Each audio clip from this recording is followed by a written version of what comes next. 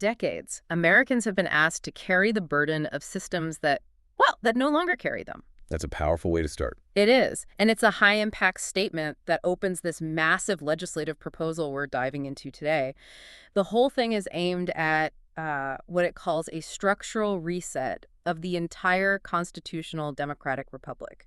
And we really need to emphasize that. This isn't just about tweaking tax rates or, funding a new program. No, not at all. This act, it's about restoring the fundamental American social contract. It wants to rebuild healthcare, housing, education, retirement, transportation. I mean, the list goes on. All of it. Digital infrastructure, economic stability. And the key here is how it frames them as sovereign public goods, protected absolutely from privatization, from corruption, and from market volatility. Which is a complete paradigm shift from how things have operated for, the last 50, 60 years? At least. So our mission today is to move past the headlines and really, truly unpack the dense source material that surrounds this thing, the proposed National Restoration and Sovereign Renewal Act. A huge undertaking. Huge. And we need to focus on two things to start. First, its author, a man named Marty Kostich, and second, the deep historical context of the American tax system, particularly the shift that's happened since the end of WWII in 1945. Because the sources argue that entire history is the catalyst for this monumental project. Exactly. This is a big one, so buckle up. Okay, let's unpack this. That framing you started with, systems failing the people, leading to a need for a structural reset, that is absolutely essential to grasping the sheer magnitude of this document. It's the whole premise. It is. This deep dive isn't just about summarizing a bill. It's about recognizing that the author himself views this act not as some, political manifesto, but as a structural correction. Built on evidence. Decades of evidence, you would argue. And the core narrative we need to land for you, the listener, is precisely this. This act is about restoring the American social contract, but not with political slogans. It's about fundamentally overhauling the underlying structure of how the country manages its essential services and, crucially, its national revenue. And it is so comprehensive. I mean, it spans titles covering everything from a unified healthcare system, which they call UHS, Right. to the complete remaking of how we fund the federal government through something called the National Federal Utility, or NFU. But, to understand that ambition, we have to start with the architect. You have to start with Kostich. To really get the scale of this act, which aims to dismantle decades of legislative decisions, you have to understand the man who wrote it. So let's set the stage here. Who exactly is Marty Kostich, and what singular drive could possibly fuel this massive undertaking? Well, his background, as is detailed in the preface to the proposal, is it's not what you might expect from a typical policy architect in Washington. He's not a think tank guy. Not at all. He is a U.S. Marine Corps veteran. He's the founder of something called the Whiskey Jack Project and the creator of a philosophy he terms the simplicity of the truth. And that's critical, isn't it? It's everything. Because his core values are derived directly from military discipline and the principle of honor. The sources stress, over and over, his belief that authority must always be commensurate with the discipline shown in its execution. So if you wield great power, you must exhibit even greater discipline. Precisely. And that military background is foundational because it ties directly into his core political philosophy. Which is? The belief that the oath to the Constitution never expires and that power, true power, flows from we the people. He isn't approaching this as a politician. He's approaching it as like an auditor. An auditor who's found a catastrophic failure. A catastrophic failure of discipline within the institutional structure of government itself. A failure, in his view, that's completely incompatible with the authority that system wields over its citizens. And the sources detail this transformative journey of discovery that led him to that realization. This wasn't something he just thought up in a library. No, absolutely not. It came from a direct, observed, and what he describes as a deeply disturbing experience. Right. The document highlights this direct observation he made of aggressive federal enforcement near MacArthur Park. This isn't just some throwaway anecdote in the preface. It feels like the crucible moment. It is. It's the whole story. Kostich described how this encounter exposed what he perceived as a profound lack of discipline and, critically, the presence of extremist symbols and affiliations within federal authority itself. So he's looking at people who are supposed to be upholding the law, and he's seeing symbols that are, to put it mildly, antithetical to that mission. Exactly. He writes that he saw a government operating without the necessary discipline to maintain the public trust it demands from its people. And that observation, it fundamentally changed his trajectory. Because he didn't just see a few bad apples. No. He identified what he calls an organized infrastructure designed to systematically erode public trust in democratic institutions. For him, this becomes the intellectual tipping point. The problem wasn't random. It was systematic. It was structural. And therefore, the solution had to be systematic and structural as well. That's it. So his legislative method becomes his defense mechanism. He applies pattern recognition, stripping away what he sees as ideological complexity. He advocates for defending against something he calls manufactured distortion. Which is a fascinating term. It is. And his defense is a return solely to written law and verifiable concrete facts. That framework explains why the act itself is so massive and dense. It's trying to establish a new foundation of verifiable rule of law mechanisms where he sees ideological chaos and, financial opacity now existing. It's like the application of military efficiency and clarity to legislative drafting. It really is. And his stated goal, he says it very clearly, is to honor the sacrifices of those who fought to ensure the American dream is accessible to all. So this entire proposal is cast not as introducing some new philosophy, but as fulfilling a promise. A promise the country has systematically failed to keep. Failed to keep over 5 generations. He sees it as an act of systemic responsibility built on a disciplined reading of history and law. What's so interesting to me here is that the sources present this as an evolution. It starts with him observing a failure of execution, the lack of discipline and authority, and it evolves into diagnosing a failure of design. Yes. The structural incentives within the tax code that he believes created the erosion of dignity in the first place. That's the perfect transition. Yeah. He realized the breakdown he saw on the street was just a symptom of the breakdown in the national ledger. The real response, the legislative response, needed to address the root cause, which he identifies as the deliberate tilting of the economic scales. And that need for systemic responsibility brings us right to the heart of the proposal's preface. The Act argues that the American crisis is, at its core, a generational one. It focuses on the 5 generations since the end of World War II in 1945. It does.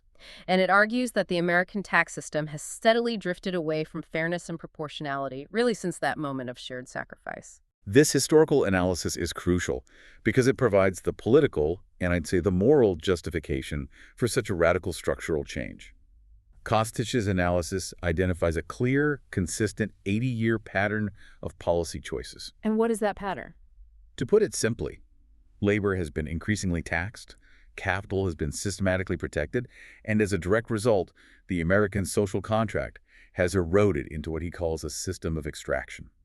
So let's really look at the mechanics of that shift, because just listing the generations doesn't quite convey the depth of the change he's describing. Immediately following World War II, America was operating under a tax code designed for shared sacrifice, right? Right. At the end of WWII, we had peak structural taxation. Yeah. It was designed to fund the war effort and then the massive national build-out that followed.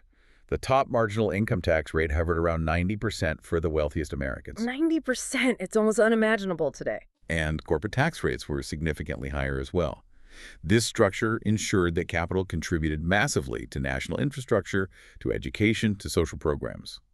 The silent generation, as the sources note, inherited a post-war economy that was built on that broad-based prosperity. Where productivity gains were actually shared across the workforce. They were.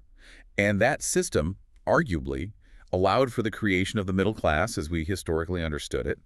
But the Act claims that this structural decline, it began to set in almost immediately afterward, right as the baby boomers were entering the workforce. That's where the tilting began. That's where it began. As the boomers came into adulthood, key structural changes started to chip away at that high taxation of wealth. You can think of the gradual erosion of top marginal rates, the introduction and expansion of all sorts of tax loopholes, and critically, the shifting definitions and favorable treatment of capital gains income versus wage income. So making it more profitable to make money from money than to make money from work. That was the first major structural shift, making it more profitable to derive income from passively owned assets than from actively performed labor. And then Generation X, coming of age in the 80s and 90s, they witnessed the acceleration of this tilt, right? During the rise of financial deregulation and globalization. That's when the protection of capital became an explicit policy goal. Deregulation removed safeguards. Globalization allowed corporations to shift profits and operations overseas, insulating their wealth from the very national tax base that funded the stability and infrastructure they relied on. So the Act argues this created a system where capital accumulation was prioritized above, say, national loyalty or labor stability. Absolutely. So by the time the millennials inherited the system, they were living with the full consequences of all those decisions. And they inherited a triple threat, as the document puts it. A triple threat is a good way to put it. Stagnant wages because labor power had been crushed. Soaring costs for essentials like housing and healthcare because those sectors had been financialized. And a tax system that actively penalized their labor income, while rewarding the passive capital income that they largely didn't possess. So the promise of intergenerational mobility was broken by design. By structural design, yes. And finally, we arrive at the current state, where Generation Z inherits an economy where the national debt exceeds $30 trillion. And the source makes a really damning conclusion about this current state. It does. It says the working class now actively subsidizes a system that overwhelmingly punishes labor while it rewards those who accumulate wealth through capital. The sources argue that tax erosion is no longer just an incidental thing. It is the deliberate feature of the current economic model. And this is where the historical analysis slams right into the immediate political context that catalyzed this act. The bill passed in July 2025, which he calls the One Big Beautiful Bill Act. And according to Kostic, this bill was the final, definitive step that locked this extractive model in place for the foreseeable future. How is it sold to the public? It was sold, according to the documents, as a return to greatness and economic victory. But the reality, as detailed in Kostic's proposal speech, was that it made the 2017 tax cuts permanent. Cuts that overwhelmingly benefited the wealthiest households and the largest corporations. It was a cementing of the prior 4 generations of economic drift into permanent law. But the truly stark structural argument is in the mechanism used to pay for those permanent tax cuts. Yes. To balance the ledger, the Act cut $1.2 billion from Medicare, Medicaid, and SNAP. So to fully grasp the implication for you listening, this isn't just an accounting adjustment. No, it's a direct transfer. These cuts meant the reduction of essential services food security for working families through SNAP and basic health care for the elderly and poor through Medicare and Medicaid. The source spells out the trade in its bluntest terms. It says permanent tax cuts for the wealthy, permanent cuts for care, food, and survival for working Americans. The Act frames this as a deliberate zero-sum game, a structural transfer of wealth upward and a parallel transfer of dignity away from the working class. And this leads directly into the core mechanism of extraction, detailed in the proposal, which is the national debt as a wealth generation tool. This is a huge claim. For decades, we've been told the national debt is an accidental burden, a failure of fiscal discipline. But Kostic argues it's structurally designed to enrich the few. It's a staggering claim, but let's follow the money flow, because this is where the logic is laid out. Think of the national debt as a massive silent hedge fund, and the government is the administrator. The government needs cash, so it issues treasury bonds. Now, who buys those bonds? Overwhelmingly, it's institutional investors and the wealthy who have excess, stable capital. They want to park somewhere absolutely risk-free. These bonds are essentially loans to the government. And because they're treasury bonds, they are guaranteed risk-free assets. There is no safer investment on earth. Precisely. The government, by law, must pay interest on those bonds. Now, where does the government get the money to pay that interest? From taxes. From the general fund, which is overwhelmingly funded by taxes on wage earners and small businesses. So the working class is essentially forced to pay a monthly guaranteed subscription fee in the form of taxes that transfers wealth to the wealthy elites who hold the debt.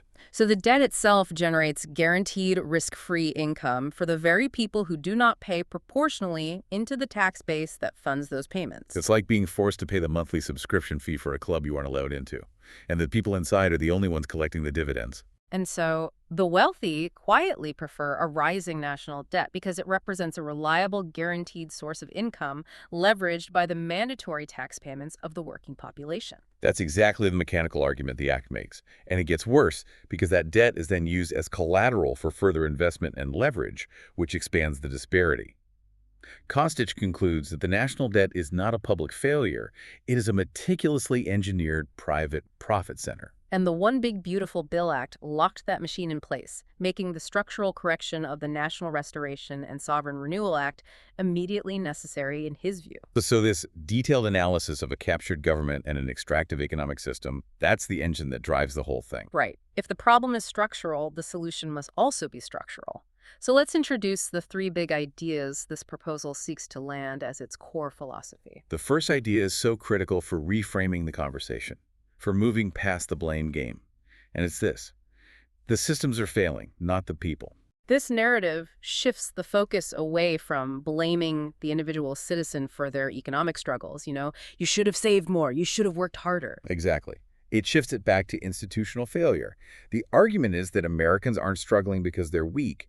They're struggling because the systems meant to support them, healthcare, housing, retirement, have been hollowed out, captured, and frankly, financially weaponized against them. So the proposal is arguing that a system designed to be extractive will always produce hardship, regardless of how hard the people inside it work. That's the point. And the solution to that fragmentation and extraction is the second big idea.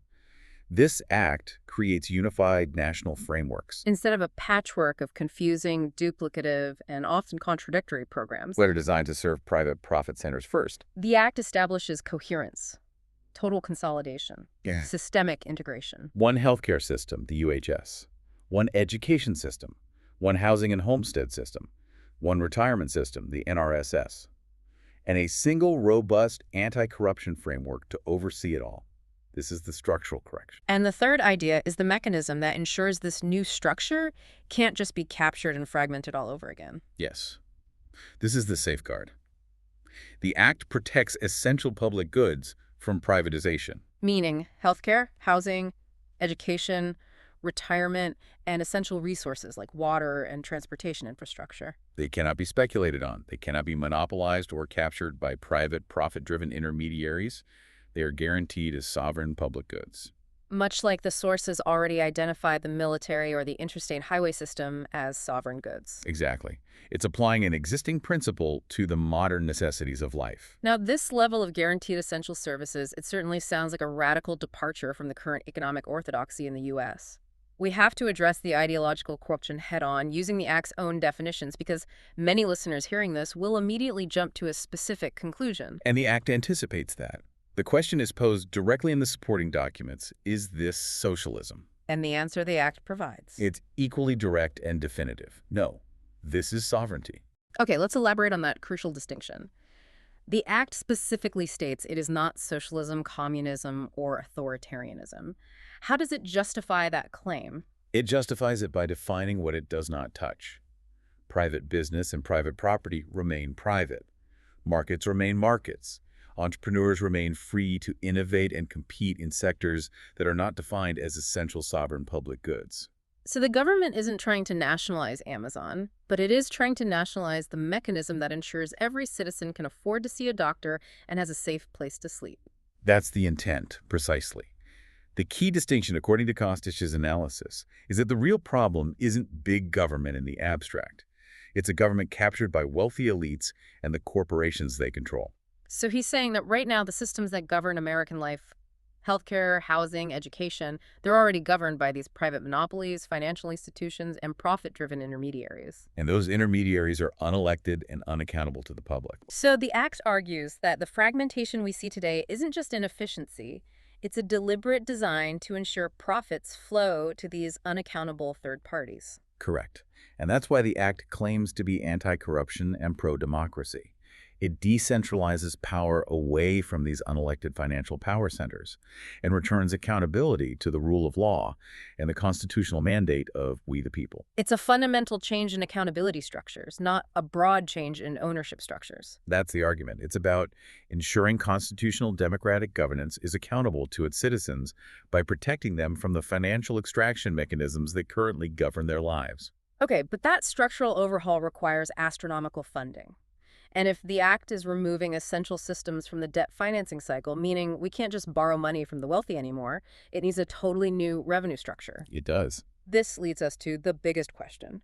How do you pay for this? So let's detail the new sovereign revenue structure outlined in Title II and Title VII. The first, and arguably most revolutionary piece of infrastructure, is the National Federal Utility, or NFU, which is in Title II.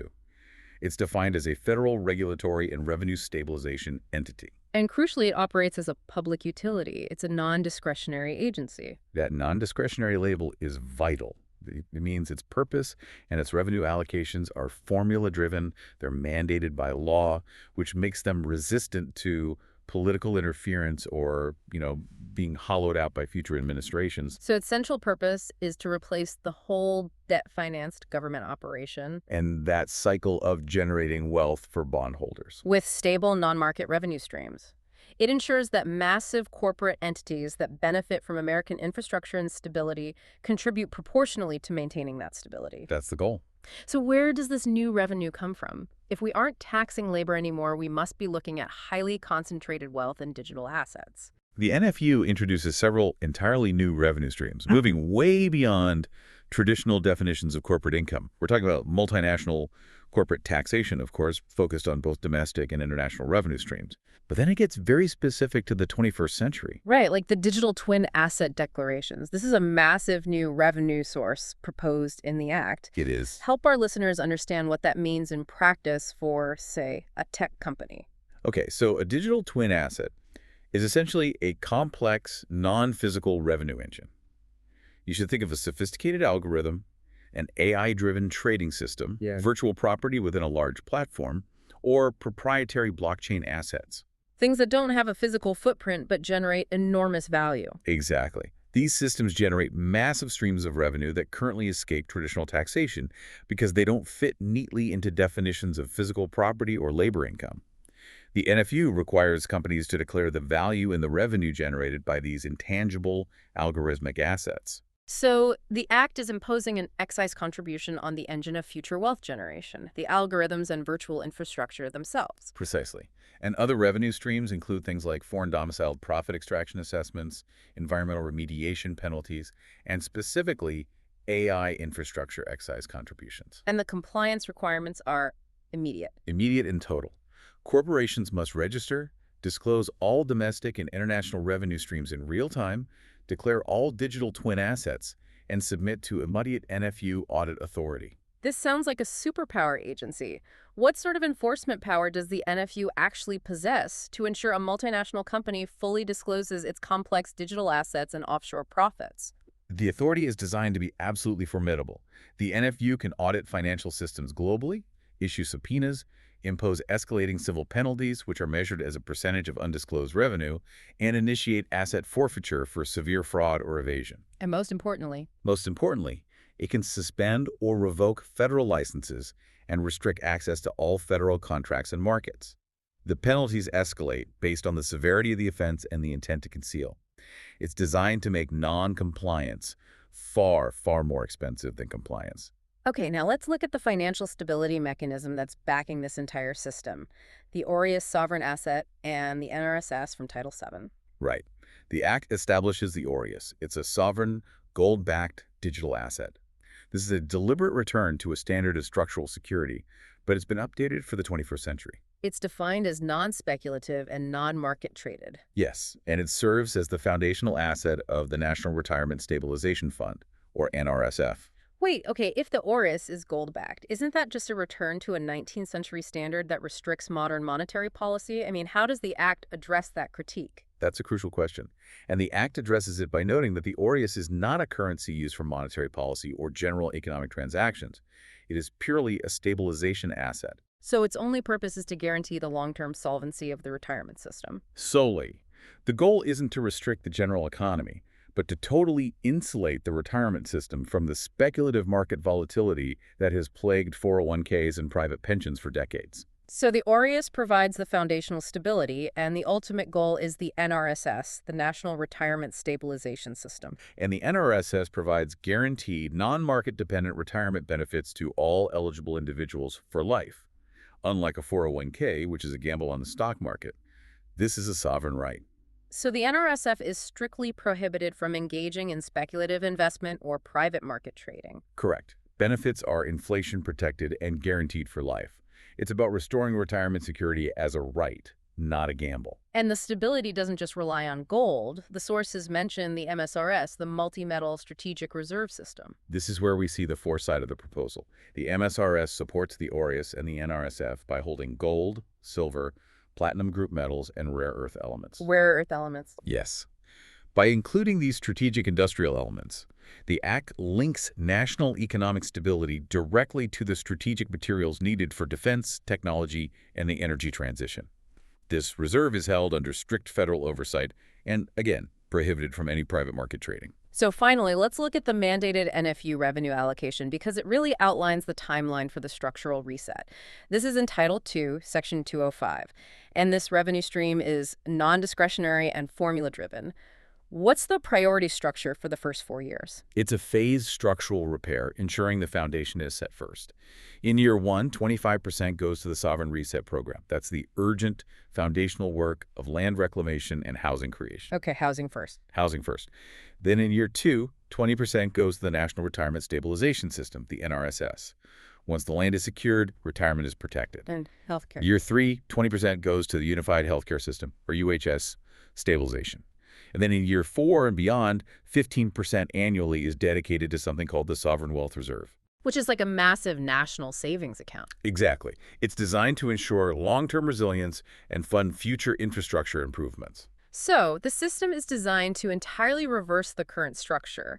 Instead of relying on borrowing and debt to pay interest to the wealthy, the NFU taxes corporate activity, especially digital and global extraction, to fund essential sovereign systems directly. And once you've established those funding mechanisms, you can move to rebuilding the actual foundations. Right. From the fiscal structure to the foundational systems that are being rebuilt. Labor, housing, healthcare, and of course guarantees for veterans.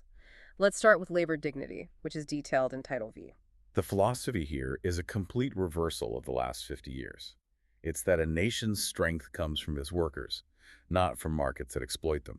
The Act embeds labor rights directly into the sovereign structure to reverse decades of erosion. And the primary tool for this is the Workforce Ascension Contract, or WAC. These are federally guaranteed development pathways. What do WACs look like in practical terms for the average worker? So WACs guarantee comprehensive support for a person entering a necessary career path. They ensure paid training, job placement, career advancement, full accrual of NRSS retirement credits, and absolute protection from things like wage theft and worker misclassification. And the Act explicitly states that WACs are designed to strengthen existing union apprenticeship models, right? Not replace them. Strengthen and supplement, yes. They create a national transferable standard for economic mobility.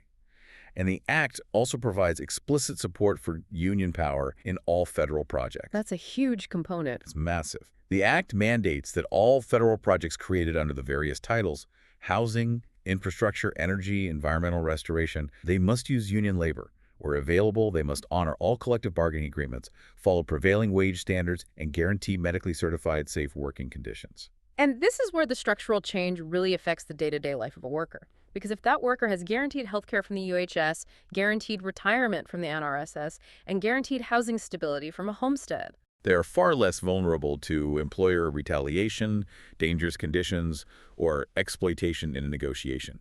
it restores stability and dignity by removing the fear factor. A worker can demand fair treatment and higher wages because losing their job no longer means losing their ability to treat a chronic illness or suddenly becoming homeless. It structurally shifts the balance of power back toward the person doing the work. Okay, moving to housing as a sovereign guarantee in Title X. The Act defines housing not as a speculative asset, but as a protected guarantee. The mechanism for this is the sovereign homesteads. Sovereign homesteads are federally granted parcels of land. They're allocated to eligible individuals or families, veterans, people who complete a WAC or displaced families for stable primary residence housing, maybe some agriculture or small-scale enterprise. And the goal is to separate housing from the speculative financial markets that have made it unaffordable for so many. Completely decouple it. So how does the Act ensure these homesteads don't just become the next generation's speculative real estate bubble? By imposing extremely strict, non-negotiable protections. The homesteads are non-transferable, non-speculative, and sovereign protected. They explicitly cannot be sold, mortgaged, or leased for profit. So their only use is as a home. Yes.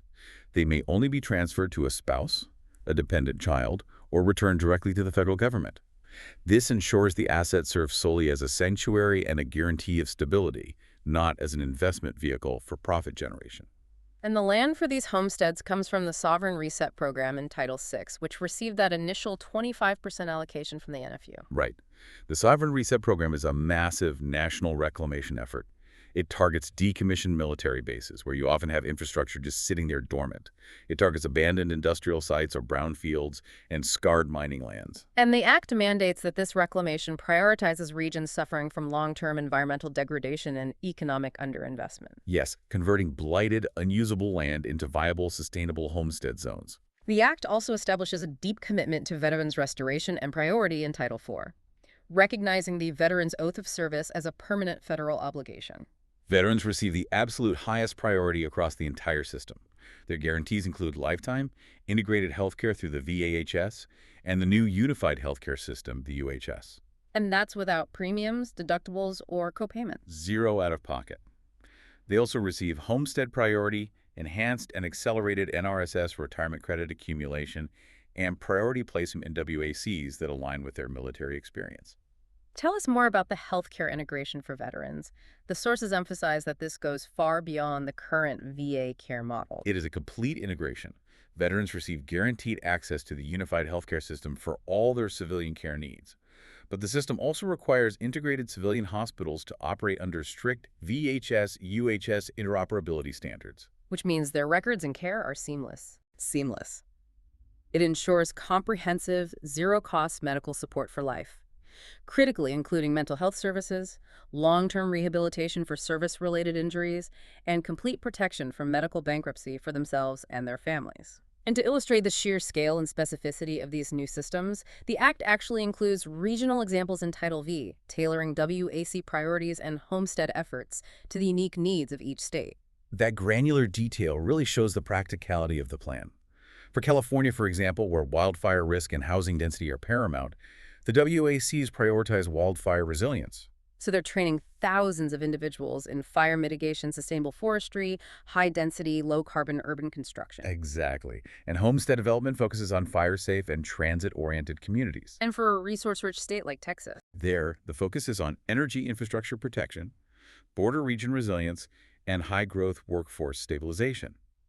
The WACs are dedicated to highly specialized energy maintenance, ensuring the power grid is secured, and construction focused on building out the new national digital backbone. contrast that with the structural decline seen in regions like Kentucky and West Virginia. This is what the Act calls the Appalachian Transition. Here, WACs and homesteads concentrate entirely on mineland reclamation, energy region transition, and rural workforce renewal. They are designed to convert damaged landscapes into sustainable agricultural and homestead zones, channeling investment directly into the revitalization of local economies that have suffered most from the extractive industrial model of the last century. So since this act is a structural correction, it has to have integrity mechanisms built in to protect it from the exact same capture and erosion that plagued the previous system. Right. Let's discuss anti-corruption and transparency, which is in Title 16. The Act introduces a really powerful oversight body, the Federal Emergency Response Management Administration, or FERMA. And FERMA is established and given primary enforcement authority for the entire Act, all 17 titles. This single agency is meant to ensure the continuity, integrity, and non-discretionary operation of all the sovereign systems established under the Act. It acts as a unified check against corruption and operational failure. A major part of their mandate is radical transparency. That's critical for accountability, right? All federal systems are mandated to operate on explicit principles of truth and transparency, guaranteeing public access to non-classified program data. This includes real-time quarterly financial reports for the NFU, annual performance reports for the NRSS, and full disclosure of all federal procurement and contracting records. The intention is to remove the opacity that allowed that elite financial capture to occur in the first place. It is, and crucial protection is given to those who expose wrongdoing, the whistleblowers. The protections are designed to remove the financial and personal risk associated with exposing corruption. Whistleblowers are protected from retaliation, they're guaranteed access to confidential reporting and legal representation, and And this is most interesting, the Act provides them with guaranteed UHS healthcare coverage, specifically for stress-related or psychological conditions that result from their difficult and often high-stakes reporting activity. Wow. And there are also explicit, hard prohibitions on corporate interference laid out in Title 16, Section 1608, aimed at severing the link between systemic corruption and government contracts. Yes, the Act limits corporate influence by enforcing absolute procurement integrity and severely restricting or outright prohibiting federal contracts for any entity that has previously engaged in fraud, violated civil rights laws, or committed environmental misconduct. The goal is to explicitly decouple public systems from entities that have demonstrated a willingness to exploit or corrupt them. Precisely. So now, let's pivot to the anticipated questions outlined in the sources. The Act knows it will face a ton of skepticism, and it provides these high-pressure responses. The first question is always about the sheer scale. Isn't this too big? And the counterargument is framed around comparative cost and complexity. The answer provided is, what's too big is the scale of the failure we're living with. So the Act argues it replaces complexity, hundreds of fragmented, duplicative, contradictory programs with coherence. Exactly. Americans don't need more programs. They need systems that work. One system for healthcare, one for education, one for retirement. It aims to shrink the bureaucracy of failure and replace it with the efficiency of sovereignty.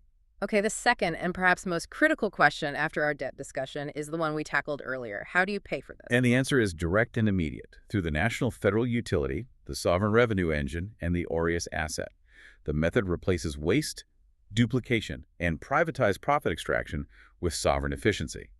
It explicitly states it is not raising taxes on working families. The revenue is extracted from multinational corporate activity, digital twin assets, foreign domiciled profits, and environmental penalties. Yes. And the structural argument is designed to shut down the criticism that it's simply too expensive.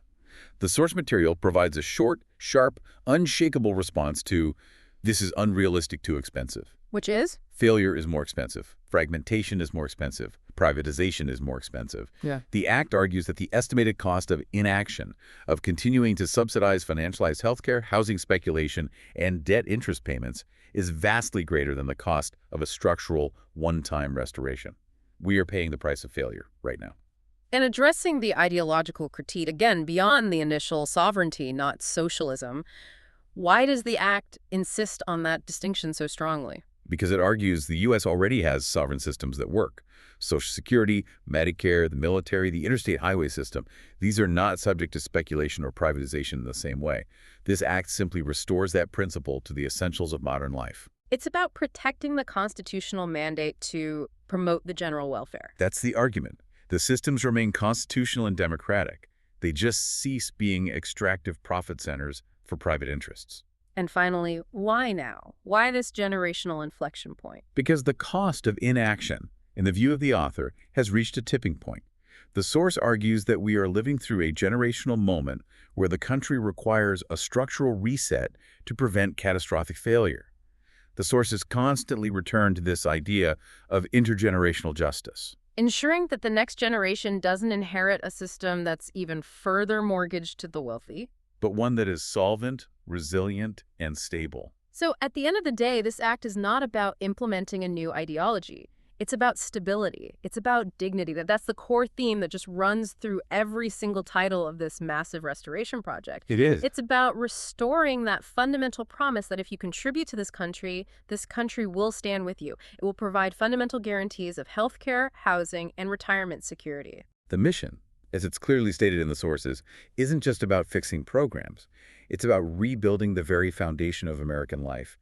It's an effort to realign the entire economic incentive structure away from private extraction and toward public welfare and accountability. Underpinned by discipline and verifiable facts. That's the core of Kostich's whole philosophy. We spent a lot of time detailing the protection of essential systems like retirement and housing, the sovereign assets, the guaranteed benefits. But if we connect this all back to the funding mechanisms, one specific detail stands out to me from the composition of the MSRS, the Multi-Metal Strategic Reserve System, that really changes the very definition of what constitutes national economic power today. What's fascinating there is that the MSRS, which provides the foundational backing for the Aureus asset and, by extension, the entire retirement security system, holds not just gold, silver, and platinum group metals, But it explicitly includes rare earth elements, and that is the provocative thought we have to leave you with. If economic sovereignty relies not only on traditional historical safeguards like gold, but on strategic materials that are essential for 21st century technology components vital for everything from microchips to electric motors and renewable energy infrastructure, what does that tell you about the future of national stability? Think about the geopolitical implications of that. The act is tying the stability of the American social contract, the guarantee of every citizen's retirement, to the control and integrity of its strategic material supply chains. It suggests a profound awareness that stability today is intrinsically linked to technological independence and the defense of the physical components of modern technology. Essentially making these critical raw materials the essential new safeguards for the American social contract in the coming century.